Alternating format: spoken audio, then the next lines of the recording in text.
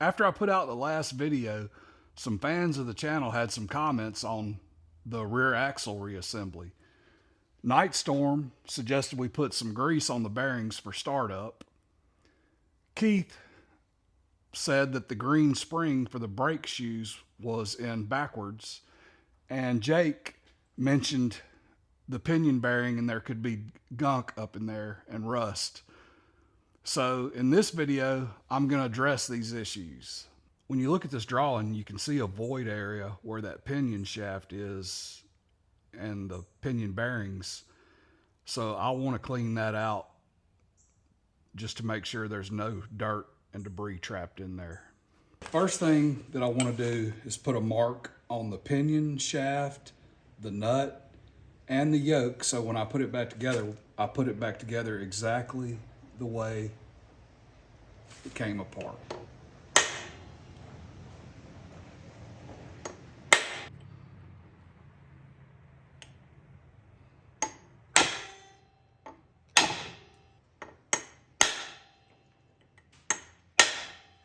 Next, I'm going to count the amount of threads I have showing here, and I have 3 threads. I'm also going to take a picture.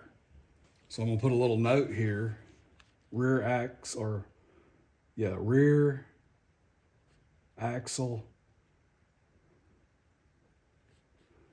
pinion nut, 3 threads. And by the way, I found this really awesome manual on GM rear axles.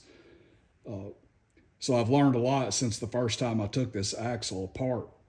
Okay, so if you're just going to change your pinion seal, when you go to put this back together, you don't want to mess up your original preload. So what I'm doing is checking to see how much force it takes to turn this pinion. And I'm getting about 4 inch-pounds of force to turn this pinion. Okay, so I wrote down 4 inch-pounds in my notebook, and according to my manual here, you're allowed to go 3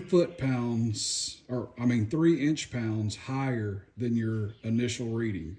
So when I tighten that back up, I'll be able to go to 7 inch-pounds of force to turn the pinion.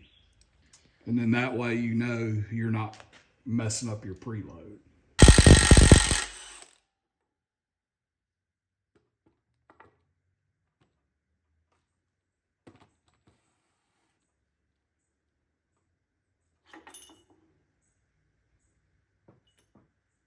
I was hoping that would just come out, but it don't look like it's going to, so I'll try to hit it a little bit.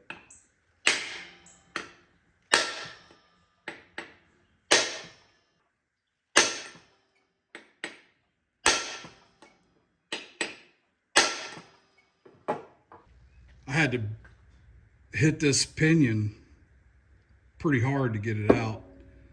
I destroyed this nut.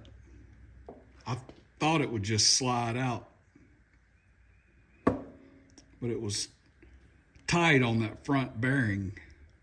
The main reason I took this back apart was to make sure there was no trapped rust and dirt in this area here. And it is pretty clean. There's some grit, so I'm glad I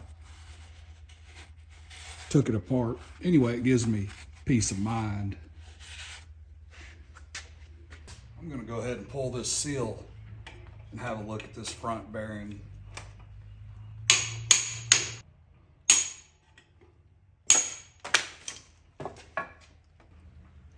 There is some sludge and crud right here.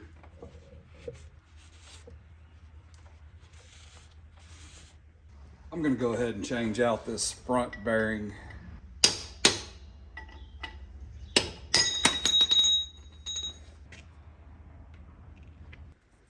This front bearing feels a little rough. The rear bearing feels okay. So I know it would probably be a good idea to replace all these bearings, this rear pinion bearing and the carrier bearings. but I don't have the tools to do it. So you need a bearing puller, and then you're going to need a press to put them back on. And I was kind of also worried about messing up the clearances, but that really, I don't know if that would mess up the clearances. The bearings should be the same diameter or the same width, but I don't have the tools to do it. Anyway, I'm going to just run with this old rear pinion bearing, and I'm going to drive the truck for a little while, see how it does, and then maybe eventually I'll have to replace all the bearings. But by then I should have a press and bearing tools to remove the bearings. There's another good reason here to pull this out and look at it. The sealing surface on this yoke is in rough condition. Yeah, I'm gonna have to clean this surface with some sandpaper. There's some passages here and here that lead up to the, well, this one leads up to the front bearing, and this one goes in between the two bearings. So I'm gonna make sure to clean them out really well.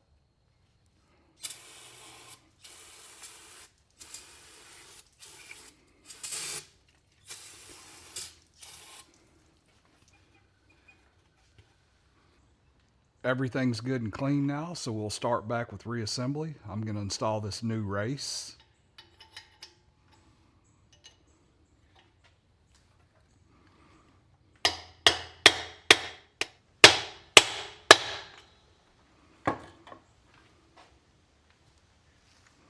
Put a little bit of grease on this inner race so we don't start off dry. Now we'll drop in our pinion assembly.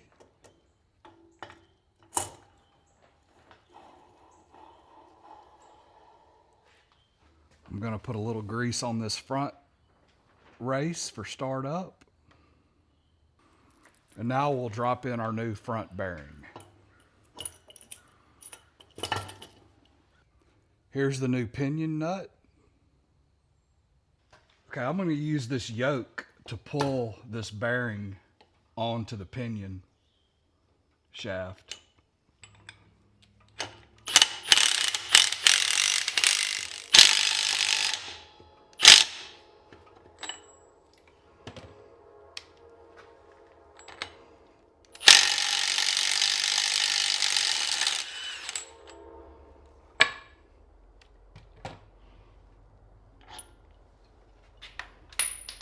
This is my new pinion seal, and I cleaned up the sealing surface on the yoke. There's a little stain here, but I think it'll be good. It's nice and smooth. When I pulled that bearing on there, I left some play in here, so there's no preload at all on here. Taking a look at this yoke, there's two leak paths. One is right here on this sealing surface, and the other leak path is through these splines here. So I'm going to put some sealant on these splines.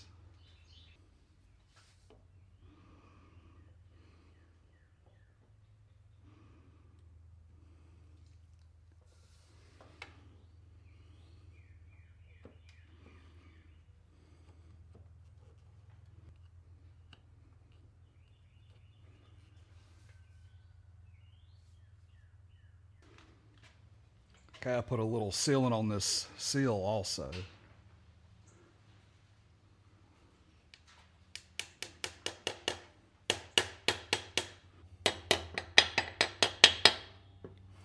I'm going to put a little bit of grease on this seal so we're not starting off dry. Okay, and now we'll install the yoke, and I've got my mark facing up on the yoke and my mark facing up on my pinion.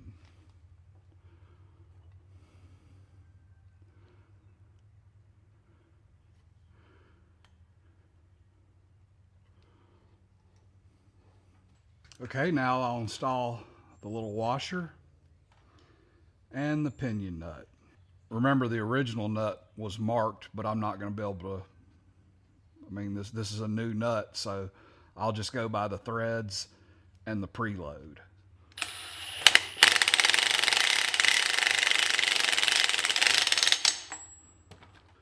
Right now, there's only about 1 or 2 inch-pounds of preload. So I'm going to adjust it, make it a little tighter.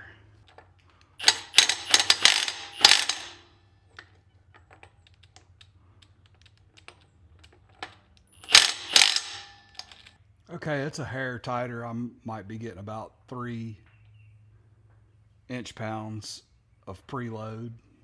So I'll tighten it a little bit more.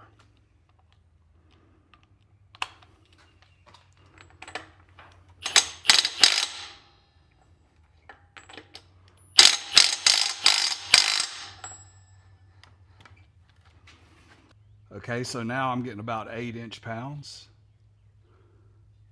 So I'm gonna shoot for 10 inch-pounds and I'll leave it there.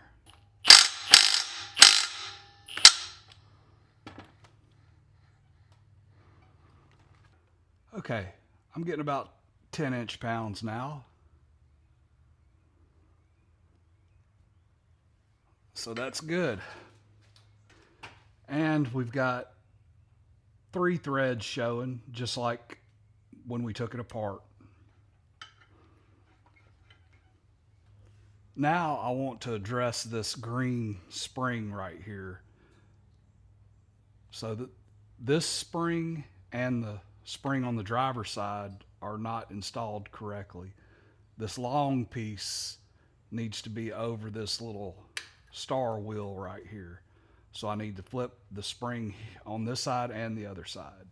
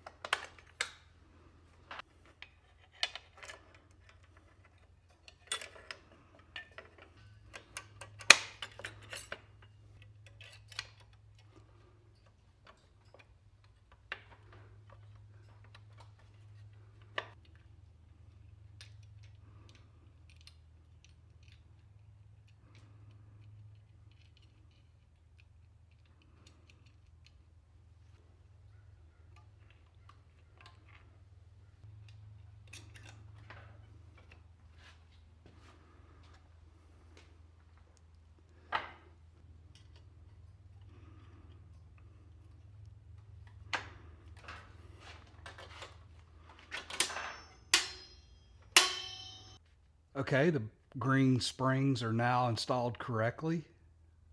This is the passenger side, and this is the driver's side.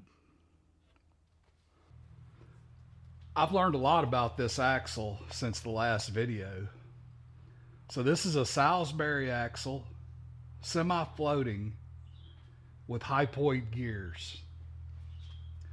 And Salisbury means you've got an iron center with the axle tubes welded in. Semi-floating, you have one bearing for the wheel and C-clips holding the axle in, and the weight of the vehicle is on the tube.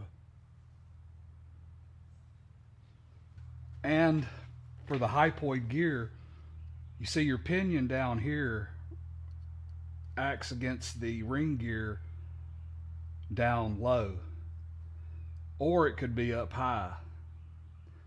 So either low or high, it's a hypoid gear, not in the center. Just out of curiosity, I wanted to see what this backlash is. It should be 5 to 8 thousandths. And we're getting about 17 thousandths. But this axle does have some wear on it.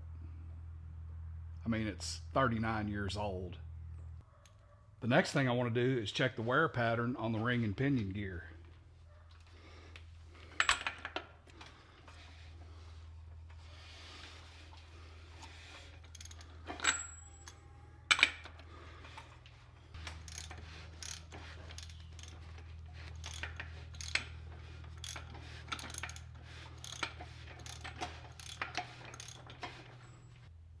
Okay, this is the convex side, which is the drive side.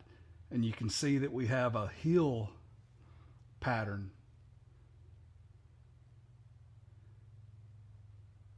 And to correct this, you decrease the backlash. This is the coast side, the concave side, and we have a high face contact. And to get this down in the center, you increase your pinion shim thickness. I just really did these checks out of curiosity because I've read that if you, with the amount of miles and wear on this axle, if you try to center this and get it correct, your wear pattern, your axle will be noisy because it's worn in like this. So I just did it to see what it was, but I'm not gonna do anything with it. Hey, I really appreciate all the commenters that pointed out some of the things that they noticed was wrong with this axle. I'm really glad that I went on and cleaned out the void area where this pinion shaft is and these bearings. I think now we have a real good chance of success with this axle. Guys and girls, I'm not a real mechanic. I have just learned how to do stuff by reading books like this and by just getting in there and trying. If you want to keep up with the progress on the Gold Saga truck, subscribe to the channel.